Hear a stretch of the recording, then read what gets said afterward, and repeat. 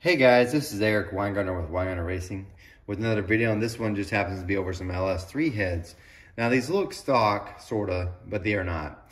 If you were to go back and you watch some of my older videos, you'd have to go back probably about a year. You'll find a video where I said it's the worst flowing LS3 head I've ever done. That was this head. The customer brought in two pairs, so I want you to understand that as I tell the story a little bit anyway.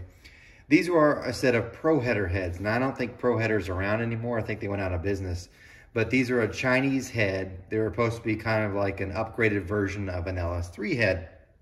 Now, even though Pro Header isn't around anymore, this head was sold to many different companies. So even though it might have said Pro Header, Pro Comp might have used this same head. And some other ones like RPC and others might have also used this same casting, just put their name on the box, I guess, per se. Actually, there is no name on the box.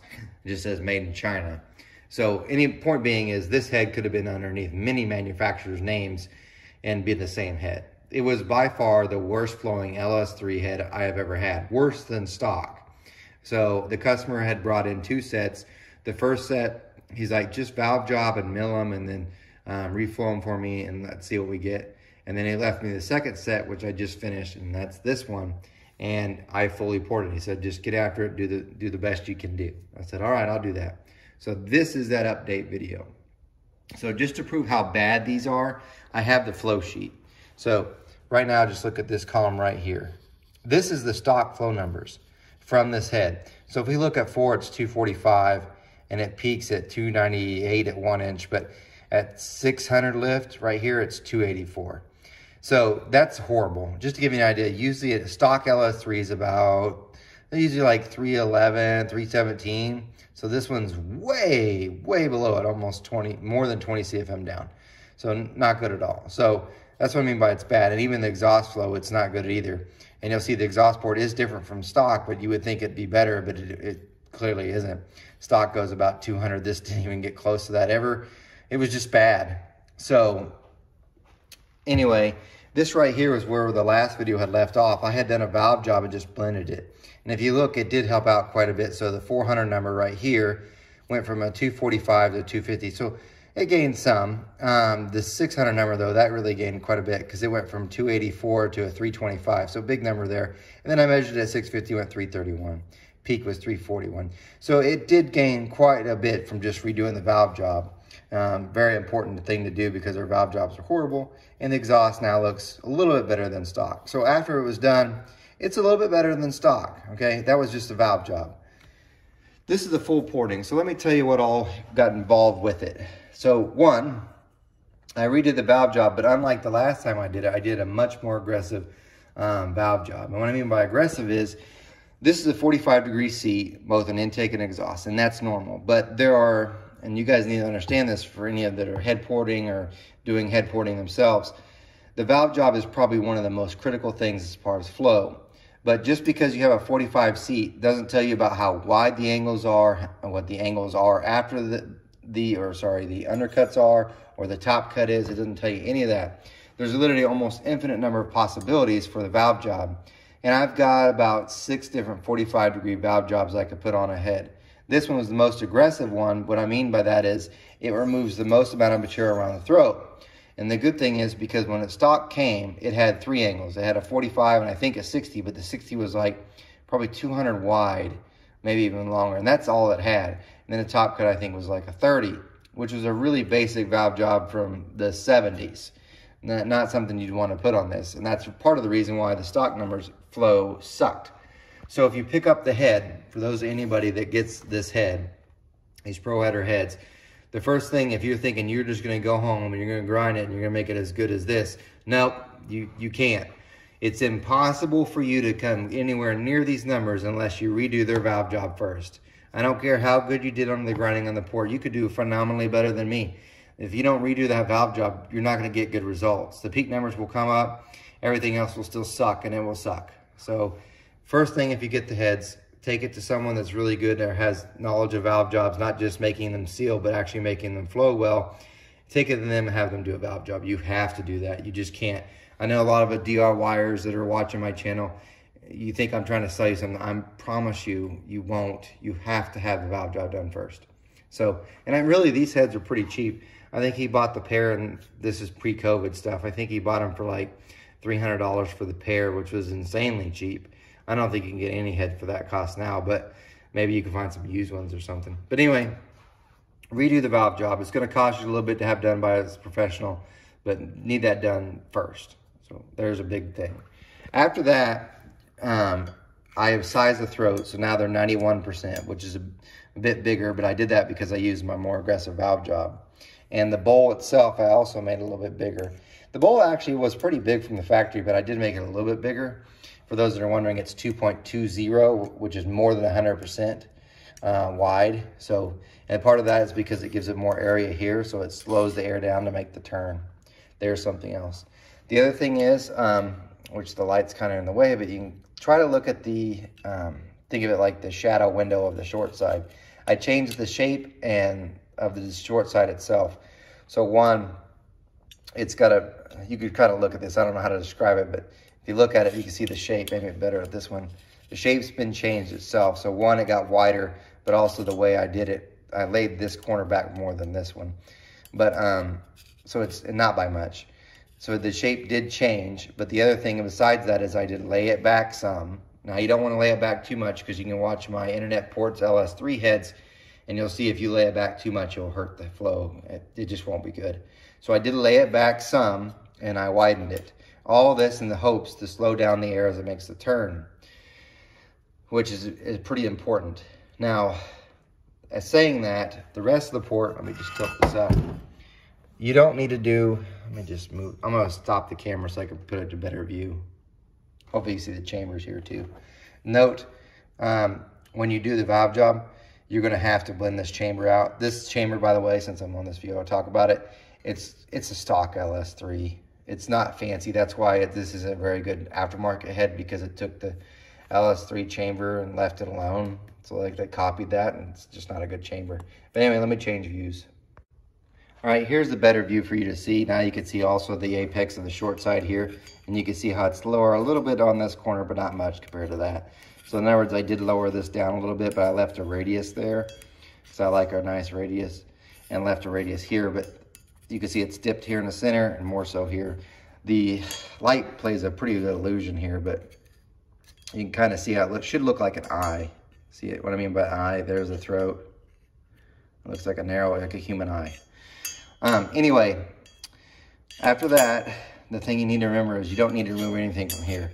The push rod pinch on an LS3 is already big, so there's no sense. Don't be the guy that removes materials from here. That you don't need to do that.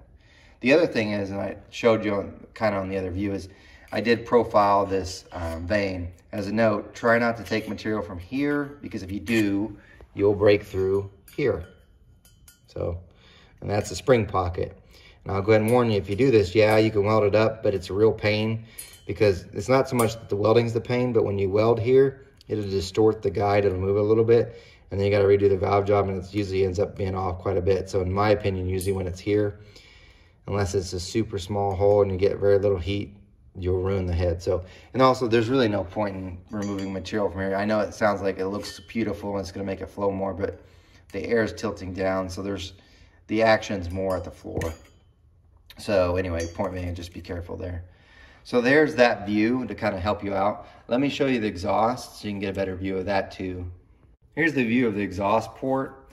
Now these look big, and it's probably the camera doing it wrong, but they're not that big. Matter of fact, usually when I do a stock LS3, it seems like their area is bigger. I'm almost positive that they are, just by a little bit, but not by much.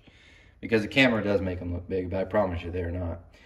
I really do think on a turbo deal, this isn't such a bad idea, because it's got enough area, so that part's good. So I think it's tiny enough where it's gonna help it spool. On a nitrous deal, if this was for a nitrous, I would probably open up this area more just to get the exhaust out. This is an NA deal, so it should be fine. A couple notes. I did, of course, contour the guide, but I know everybody does that and it makes it look beautiful, but you're not really gaining much flow. Really, the thing is, the side you want to take out material from is usually this side. Even in case you could tell, it's because this is the intake valve, this is the exhaust. This would be the, if you think about it from the inner side, the chamber's walls right here. The side we want to remove is this one because the air wants to go that way, which would be this way. So I move this one, and also I lower that corner. So yes, I lowered the short side itself down, but I also, again, lowered this corner down just a little bit. As you can tell, not much, but it looks like it's got more radius, but it's because it's lowered a little bit, and this looks straight. But anyway, that's what you kind of want to see there. So just to keep something in mind, the one more thing I've got to say about this, for in case you happen to pick this head up, and this is an important one too. So forgetting all other things, the thing that's probably going to screw you, most of you on this, is the chamber size. So luckily this customer said, hey man, can you cut them to a certain cc? And I said, yeah, no problem. But that requires me to cc the head. I cc'd the head. Now I'd already done the valve job. And the valve job usually makes it gain like 1 or 2 cc's. Typically a stock LS3, has a 76 cc chamber. So I expected after doing the valve job, maybe it's gonna land 77, 78 cc's. No, no, no, no, no. These were 82 cc's. That's huge for a chamber, especially if you're building an NA build and you thought you had a 76 and it's really an 82. Your compression ratio sucks. The engine doesn't make torque, and you think you've got bad heads, which part of that's true, but it's really the compression ratio is down so much. So what you see here, it looks like a stock LS3 head. This was milled 72 thousandths to get to 70 cc's because he wanted 70 cc's, which I don't think is unreasonable. But even at 70 cc's, I had to cut 72 thousandths off just to get where it was. So if you get these heads, you need to CC them, because I promise you the chambers are big. So besides having a crappy valve job from the factory, these crappy flow numbers from the factory, the chambers were already way too big. So now it's more in line. Now, after all that work, how did it flow? Well, that's this third one right here. So if we look, stock, just valve job, and this is fully ported. So at 400 lift, which is the one I really care about, I care about 4, 6, and 1, and went 264, which is in line with the nice performance LS3 head. Or if you do a really good job porting your stock LS3 head, you'll get about that number. That's a fair number. This is gonna make good power. The next one I look at 600, which is right here. It did 339. That's about 15 CFM better than the just doing the valve job and blending, and far better than it was from the out of the box. That's a very good number too. That's going to make power. Now, on these two, I float at 650 just because LS3 heads are notorious for this. They will back up and flow. Like you see it go 339, 349, 329. See how it backed up? This is because of something I'll talk about in just a minute, but I wanted to flow it there because I knew, one, he's probably going to have about a 650 lift cam anyway, but this kind of tells me where it's at before things kind of go crazy. The peak number, 358, tells me how stable the port is. And we're like, it's not that stable, it drops off. That's because of this. Let me put a valve in. The other thing I did, and you'll have to do this if you do the head, I ground more of the 30-degree back cut on it. So I added more 30-degree back cut because it doesn't have much from the factory.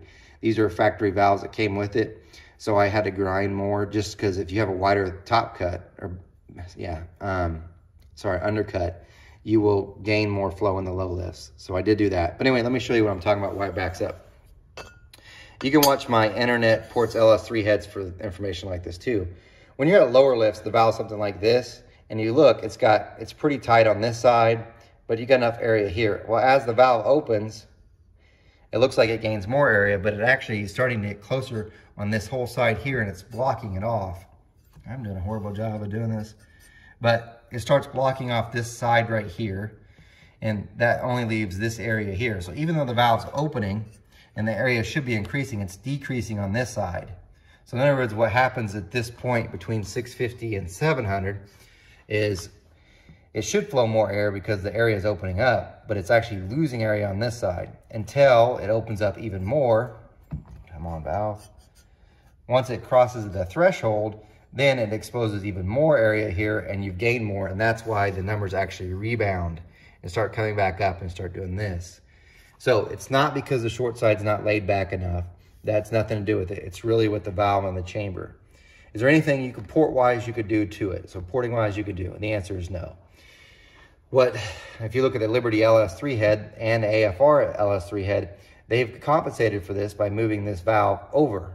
So when they move it over, it's further from the chamber wall. So when it opens, it's got more area there. So it's not as bad. And that's why that AFR LS3 head really flows really well.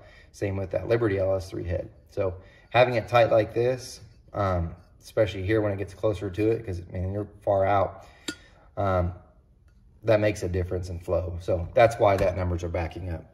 But I always show the 1-inch one because I want to say, hey, see how stable the port is. If it dropped off and just kept dropping off, then short side's got some issues we need to address, or some other part of the port.